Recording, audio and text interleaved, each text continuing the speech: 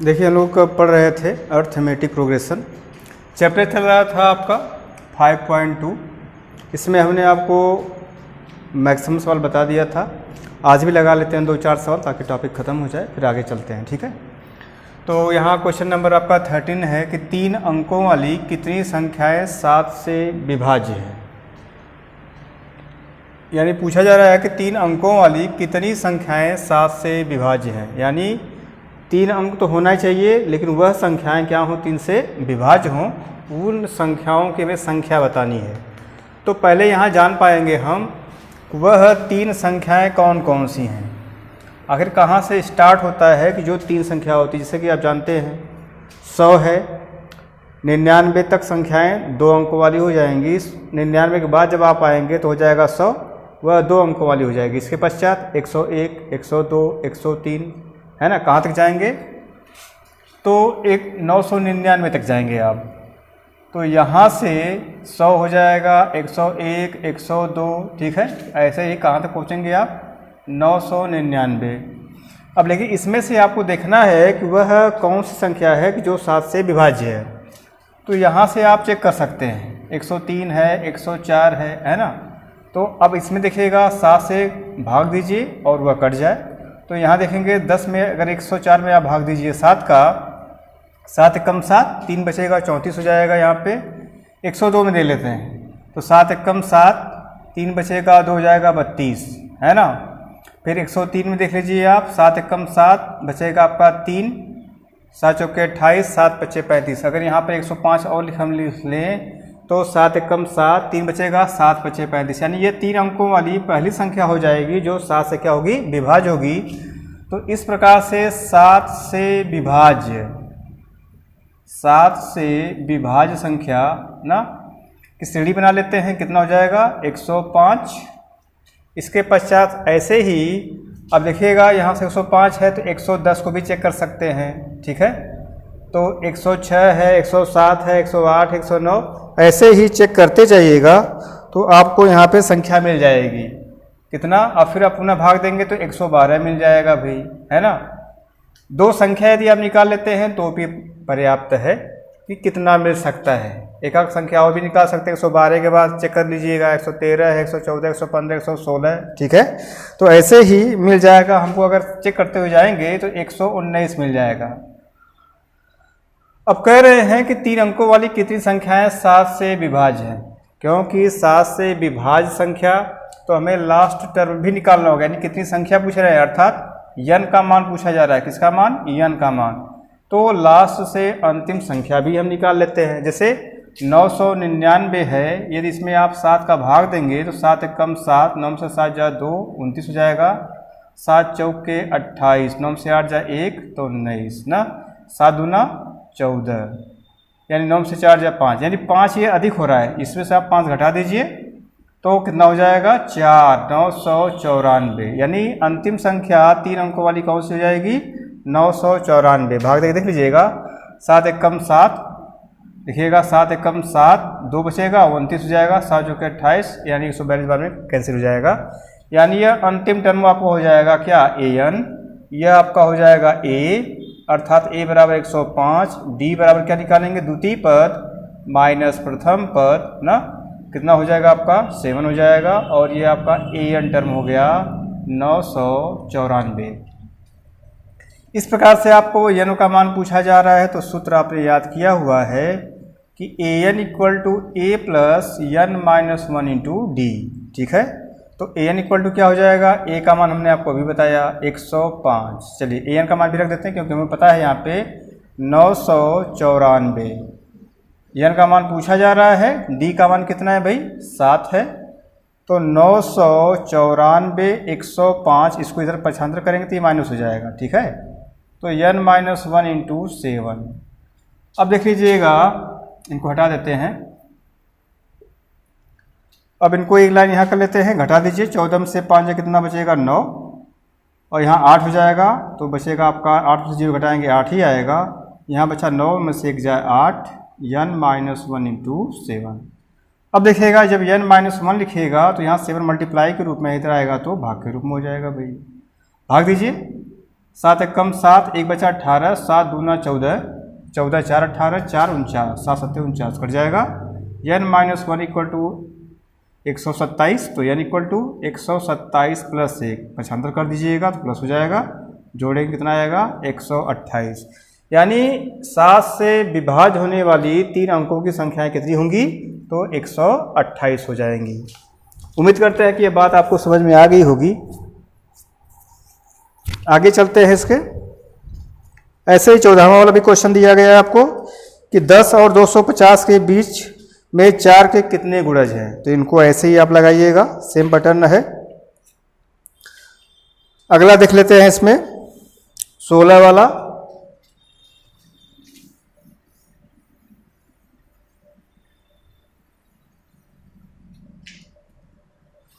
सोलह दिया गया है कि वह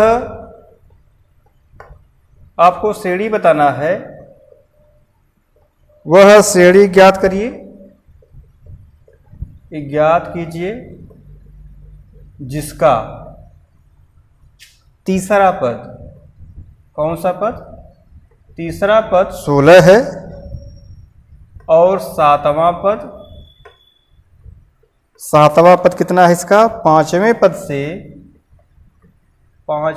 से 16 अधिक है। ठीक है, तो वो आपको श्रेणी बता देना है। ये क्वेश्चन में दिया गया आपको है, तो सलूशन में क्या बोलेंगे आप, तीसरा पद दिया गया है भाई, अर्थात A3 का मान दिया गया है 16 दिया गया है। ठीक है, तो A3 दिया गया है, तुमने आपको सूत्र कई बार हम बता चुके हैं कि AN इक्वल टू क्या हो जाएगा, तो A plus n minus 1 into D हो जाएगा। तो AN का मान यानी A3, यहाँ A3 जब रखेंगे आप तो A plus 3 minus 1 into D हो जाएगा। ठीक है, A3 का मान कितना आपको दिया गया है 16, A प्लस 3 से घटा दीजिए तो हो जाएगा 2D। ठीक है, ये आपके लिए क्या हो जाएगा, इक्वेशन 1 हो जाएगा। किस शर्त के अनुसार कह सकते हैं आप, प्रथम शर्त के अनुसार। अब बोलेंगे ऐसे ही दूसरे शर्त के अनुसार। सातवां पद अर्थात A7 पांचवें पद से कितना अधिक है, तो 16 अधिक है। तो A4 का मतलब A प्लस n माइनस 1 का मतलब 7 माइनस 1 हो जाएगा भाई। पांचवें पद का मतलब 5 माइनस 1 इंटू डी प्लस 16 हो जाएगा। हल करिएगा तो हो जाएगा यह 6D, ये हो जाएगा 4D प्लस 16। ठीक है, देख रहे होंगे इस प्रकार से, यहाँ से A से कैंसिल हो जाएगा, 6D minus 4D equal to 16, घटाइएगा तो 2D हो जाएगा।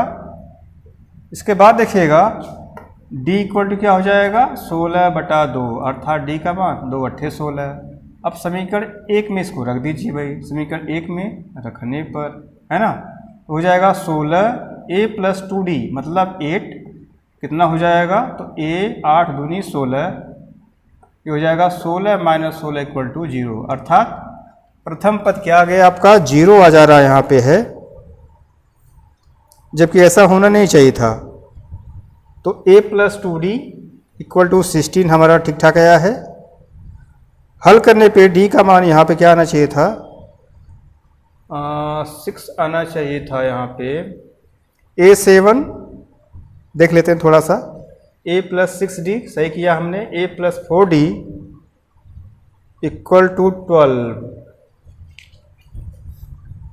सातवें पद से, अच्छा सॉरी यहाँ दिया गया है सातवां पद जो है पांचवें पद से, हमने यहाँ पांचवें पद से 12 अधिक है। ठीक है, दूसरा क्वेश्चन लिखा गया है पांचवें पद से कितना अधिक है, तो 12 अधिक है। तो यहाँ पे आपका ये हो जाएगा, कुछ नहीं करना, खाली यहाँ आपका 12 हो जाएगा, जो कैंसिल हो रहा था तब कैंसिल नहीं होगा। ठीक है, तो यहाँ मान कितना आ जाएगा, जहाँ 60 लिखा गया है वहाँ पर क्या हो जाएगा 12 हो जाएगा। तो D का मान कितना आ जाएगा भाई, 2 छक्का 12 हो जाएगा। जब मान यहाँ रखेंगे तो यहाँ 6 हो जाएगा और 6 दूनी कितना हो जाएगा 12, 16 माइनस 12 करिएगा तो कितना आ जाएगा 4 आ जाएगा। ठीक है, जब A आपका 4 आ गया, इस क्वेश्चन लिखने में गड़बड़ हो गया था, तो A का मान 4 हो जाएगा। तो हमसे क्या पूछा गया, श्रेणी पूछी गई है, अतः श्रेणी इक्वल टू ना, पहला टर्म 4, D का मान कितना आया था हमारे में, तो 6 आया था, इसमें 6 जोड़ दीजिए, 6 4 10, अगला टर्म फिर 10, इसमें आप कितना जोड़ेंगे 6 16 हो जाएगा। ऐसे ही बहुत सा पद निकाल सकते हैं। तो ये आपका क्या कहलाएगा, आंसर कहलाएगा। ठीक है, एक क्वेश्चन का और देख लेते हैं। इसका देखिएगा क्वेश्चन नंबर 18 दिया गया है। काफ़ी तो लंबा क्वेश्चन है लेकिन अच्छा क्वेश्चन भी दिया गया है। ये देख लेते हैं।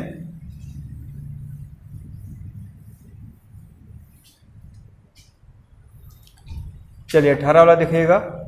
दिया गया किसी समांतर श्रेणी के चौथे और 8वें पदों का योग कितना है, तो 24 है। तथा छठे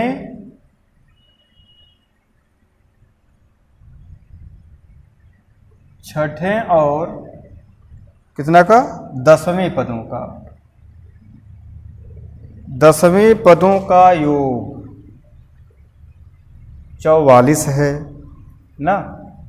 कह रहे कि श्रेणी के प्रथम 3 पद ज्ञात करिए। समांतर श्रेणी के कौन सा पद, 3 पद। अब चाहे 3 पद पूछा जाए चाहे श्रेणी पूछा जाए, बात एक ही है। यही आपको ज्ञात करना है। देखिएगा सलूशन क्या करेंगे आप।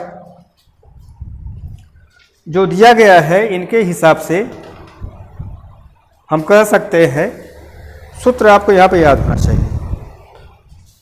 तो देख लेते हैं। जो दिया गया है किसी समांतर श्रेणी के चौथे और 8वें पद का योग कितना है, 24 है। यानी A3 और A8 कितना दिया गया है, तो 24। बोल देंगे क्या चीज़, प्रथम शर्त के अनुसार। ठीक है, A3 plus A8 equal to 24। अब A3 का मान हमने आपको बताया था, A plus 3 minus 1 into D. कहाँ से आया, तो सूत्र A plus n minus 1 into D से आया हुआ है। ठीक है, A8 का मान बता सकते हैं, तो A plus 8 minus 1 into D equal to कितना हो जाएगा, 24। तो A प्लस कितना हो जाएगा, 2D। यहाँ देखिएगा ये हो जाएगा 7D।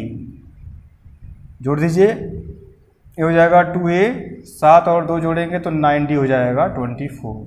ठीक है, समीकरण 1 हो जाएगा। दूसरे शर्त के मुताबिक क्या हो जाएगा भाई, दूसरे शर्त के मुताबिक कह रहे हैं कि छठे और 10वें पद का योग, अर्थात A6 प्लस A10 कितना योग दिया गया है, तो 44 दिया गया है। A6 का मतलब क्या हो जाएगा, A plus 6 minus 1 into D, A plus 10 minus 1 into D, तो हो जाएगा A प्लस 5D और A प्लस 9D, 44। जोड़िएगा तो 2A हो जाएगा, 9 5 14D। यह समीकरण कौन सा हो जाएगा, तो समीकरण 2 हो जाएगा आपका।